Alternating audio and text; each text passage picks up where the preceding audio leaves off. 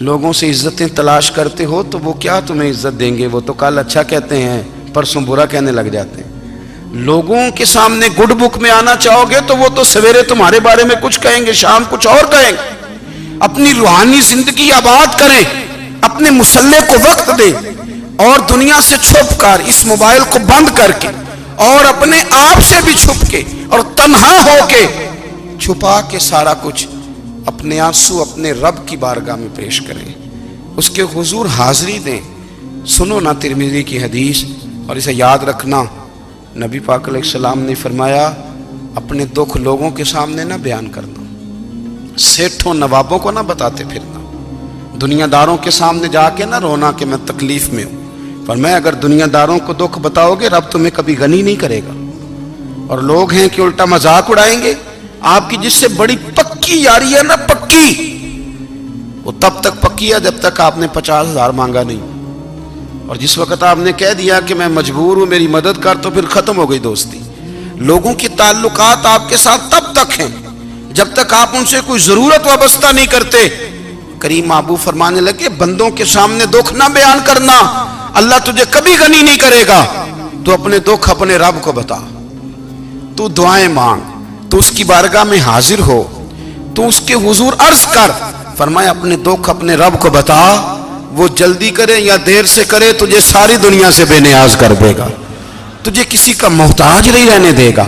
اپنے مسلح کو، اپنی دعاؤں، ایک بزرگ فرماتے ہیں میں نے دعا مانگنے کا طریقہ اپنی بیوی سے سیکھا، دعا مانگنے کا طریقہ اپنی، سیکھنے والے تو اپنے بچوں سے بھی سیکھ لیتے ہیں، سیکھنے والے تو ہر ایک سے سیکھتے ہیں۔ وہ کہتے ہیں میں نے دعا مانگنے کا سلیقہ اپنی بیوی سے سیکھا ہے۔ حضرت وہ کس طرح؟ فرمانے لگے میری بیوی نے نا مجھے کوئی کام بتایا، کچھ پیسوں کی ضرورت کے لیے کہا، تو میں نے اسے کہا کہ بھئی ابھی میرے پاس نہیں ہے، کچھ دنوں میں آتے ہیں تو میں دے دوں گا۔ عورتوں کی عادت ہوتی ہے وہ بار بار یاد کراتی ہیں، 2-4 دنوں کے بعد پھر اس نے کہا حضرت وہ میں نے کہا تھا کچھ پیسے، میں نے اسے کہا کہ ابھی میرے پاس نہیں ہے، کچھ دنوں میں ملتے ہیں تو میں تمہیں دے دوں گا۔ اس نے کچھ دنوں کے بعد پھر کہا حضور وہ میں نے کچھ پیسے کہے تھے۔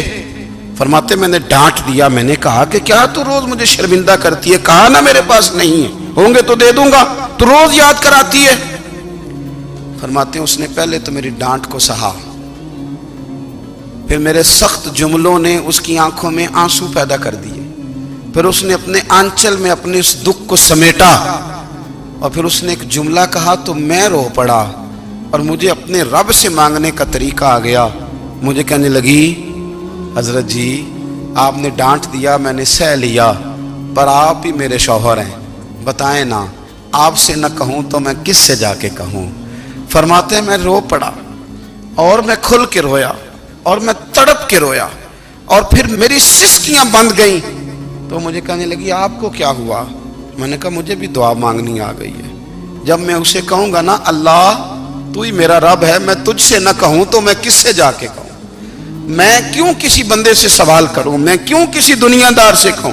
میں تیرے بندوں کا، نیک بندوں کا وسیلہ لے کے، تیرے محبوب کی غلامی لے کے تیری بارگاہ میں آیا، تجھ سے نہ مانگوں تو کس سے مانگوں؟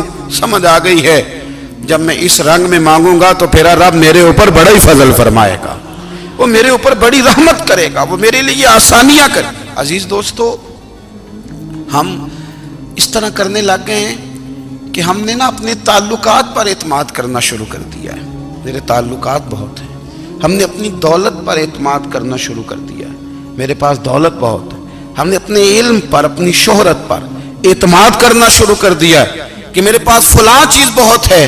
یاد رکھنا جب بے نیاز اپنی صفت بے نیازی دکھاتا ہے تو بڑی بڑی دولتوں والے مجبور نظر آتے ہیں۔ بھائیو جب انسان کا رشتہ اپنے مالک کے ساتھ ہوتا ہے پھر تو غم بھی کچھ نہیں کہتے، پریشانیاں بھی کچھ نہیں کہتی، پھر تو زندگی صبر والی، پھر تو زندگی توکل والی، پھر تو زندگی بھروسے والی، پھر انسان اپنے آپ کو رسوا نہیں کرتا، دنیا داروں سے امیدیں اس کی ختم ہو جاتی، امیدیں اللہ رسول سے لگا لیتا ہے، مضبوط ہو جاتا ہے، مضبوط، طاقتور ہو جاتا ہے، خوددار ہو جاتا ہے، باوقار باعزت ہو جاتا ہے۔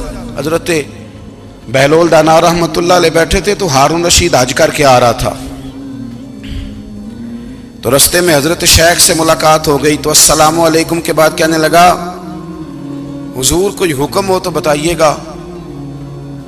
تو حضرت بہلول دانا فرمانے لگے تیرا رب کون ہے؟ اس نے کہا اللہ. تو فرمایا میرا کون ہے؟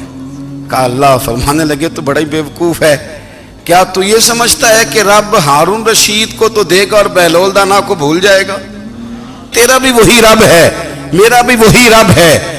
اس نے اگر تجھے دے کے آزمایا ہے تو ہو سکتا ہے مجھے نہ دے کے آزما رہا ہو. جب اس کی حکمت کے تقاضے ہوں گے تو عطا کرے گا اور دے گا.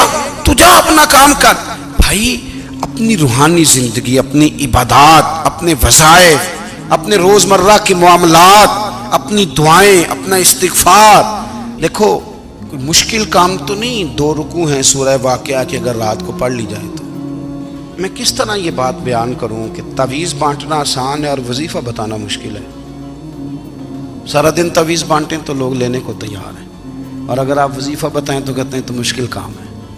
او خدا کے بندے، اگر آپ کا تعلق قرآن پاک کے ساتھ مضبوط ہو، قرآن پاک کے ساتھ اگر آپ کا رشتہ ہو، لوگ سفارشیں ڈھونڈتے ہیں نا دنیا میں، کوئی تعلق مل جائے تو میرا کام ہو جائے. دنیا میں اتنا مشکل معاملہ ہے، آخرت میں مجھے بتائیے گا کتنا مشکل معاملہ ہوگا. میرے نبی پاک صلی اللہ تعالی علیہ وسلم نے فرمایا جو لوگ سورہ ملک پڑھا کرتے تھے نا، سورہ ملک، یہ سورت ملک قیامت میں ان کی سفارش کرے گی، اور اس طرح کرے گی کہ کہے گی اے اللہ یہاں اس بندے کو جنت میں داخل کر دے یا مجھے قرآن پاک سے علیحدہ کر دے. تو رب فرمائے گا جا اس کا دامن تھام کے اسے جنت تک پہنچایا. آپ بات کو سمجھیں، جب آپ کے تعلقات اپنے معاملات کے ساتھ مضبوط ہوں گے. یہ نبی کریم نے وعدہ کیا ہے کہ تو سورت واقعہ پڑھ تیرے گھر میں فاقہ نہیں آئے.